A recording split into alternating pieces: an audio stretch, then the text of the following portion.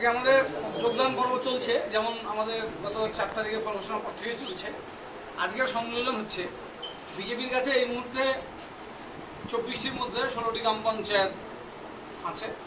আজকে দুটি গ্রাম পঞ্চায়েতে আমাদের নতুন করে মেজরিটি আমরা পাচ্ছি। এটা হচ্ছে বেগলিগঞ্জ বিধানসভা কেন্দ্রের বাগডোগরা ফুলকাবাড়ি এবং কুচলিবাড়ি। বাগডোগরা ফুলকাবাড়িতে গত পঞ্চায়েত নির্বাচনে আমরা 5, বিজেপি 7 এবং একটি নির্দল ছিল। নির্দলটা আমাদের সাথে জয়েন করেছিল, তাদের 6 এবং 7 হয়েছিল রেজাল্ট। আমরা 6, বিজেপি 7। আজকে বিজেপি থেকে একজন গ্রাম পঞ্চায়েত সদস্য তৃণমূল কংগ্রেসে যোগদান করছেন, তার নাম রঞ্জন রায়। তাতে আমরা হচ্ছি বাগডোগরা ফুলকাবাড়িতে 7, বিজেপি হচ্ছে 6। এতে মেজরিটি আমরা পেলাম বাগডোগরা ফুলকাবাড়িতে।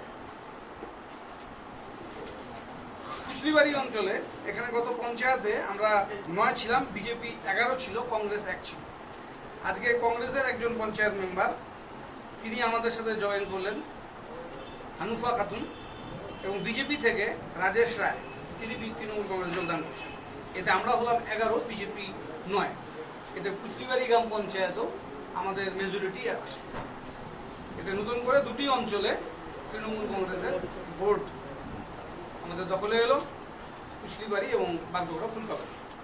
এছাড়া জেলার সংখ্যালঘু সেলের বিজেপি সংখ্যালঘু মোর্চা মনিরুল হক, ইনি জেনারেল সেক্রেটারি, আমিনুল মিয়া, বজলে রহমান, মাহের আলী, কবির হোসেন এবং মমিনুর ব্যাপারী, এরাও বিজেপি সেরে তৃণমূল কংগ্রেসে যোগদান করছেন।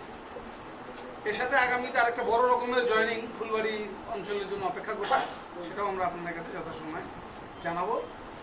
এরা যোগদান করছেন, তাদের একটাই উদ্দেশ্য এবং লক্ষ্য যে তারা মানুষের ভোটে নির্বাচিত হয়ে এসছেন, মানুষের প্রতি তাদের দায়বদ্ধতা আছে কাজের জন্য। মানুষের জন্য যাতে কাজ করা যায় তার জন্য পঞ্চায়েতের গোটা ব্যবস্থা, পঞ্চায়েত, পঞ্চায়েত সমিতি, জেলা পরিষদ এবং আমাদের বর্তমানে এমপি আমরা জিতেছি। এবং রাজ্য সরকারের পক্ষ থেকে যে কাজ এখানে উন্নয়নযোগ্য চলছে, বিশেষ করে উত্তরবঙ্গ উন্নয়ন দপ্তরের পক্ষ থেকে, তার মাননীয় মন্ত্রীও আমাদের প্রেস কনফারেন্সে আছেন। সেখান থেকেও যে বরাদ্দগুলো অঞ্চলে ব্লকে যাচ্ছে, সেই কাজগুলোর সুযোগ সুবিধা যাতে সঠিকভাবে বুথ স্তরে পৌঁছে দেওয়া যায়, তার জন্য এই পঞ্চায়েতরাও ভেবেছেন যে এই অঞ্চলগুলো তৃণমূল কংগ্রেসের পরিচালিত হওয়া উচিত।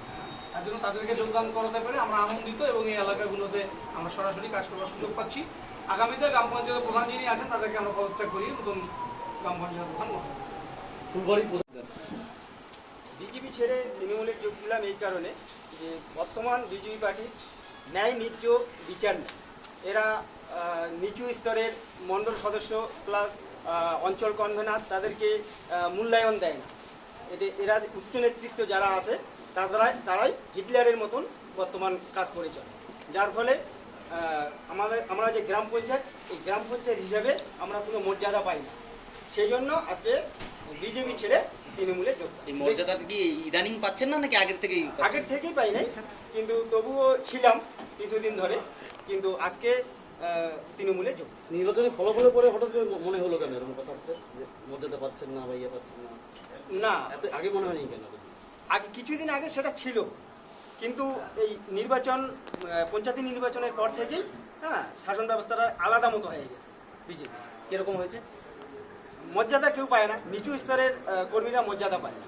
যারা উঁচু স্তরের কর্মী তারাই শাসন কার্য চালাতে চেষ্টা করে। কি নাম? আমার নাম হচ্ছে রঞ্জন রায়।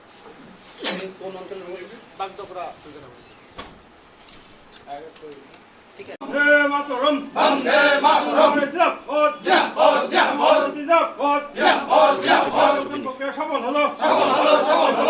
সফল হলো।